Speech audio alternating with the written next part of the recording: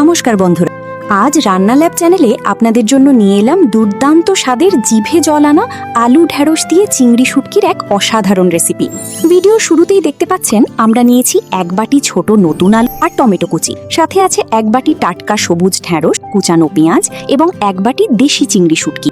রান্নার শুরুতেই প্যানে সামান্য তেল গরম করে হাফ কাপ পেঁয়াজ কুচি দিয়ে হালকা সোনালি করে ভেজে নিতে হবে। এরপর এতে পরিমাণ মতো হলুদ গুঁড়ো, স্বাদ মতো মরিচ গুঁড়ো, ধনে জিরে গুঁড়ো আর স্বাদ অনুযায়ী লবণ দিয়ে দেব। মশলাটা একটু পানি দিয়ে ভালো করে কষিয়ে তাতে কেটে রাখা আলু, ঢ্যাঁড়স আর টমেটোগুলো ছেড়ে দিই। মশলার সাথে সবজিগুলো ভালো করে মিশিয়ে পরিমাণ মতো ঝোলের পানি দিয়ে ঢাকনা বন্ধ করে দিই। ব্যাস, ঢাকনা খুলতেই দেখুন ধোঁয়া ওঠা গরম ভাতের সাথে খাওয়ার জন্য একদম তৈরি আমাদের সেরা স্বাদের রেসিপি। বাড়ির ছোটরাও কিন্তু এটি আঙুল চেটে পুটে খাবে। রেসিপিটি ভালো লাগলে ঝটপট চ্যানেলটি সাবস্ক্রাইব করে নিন।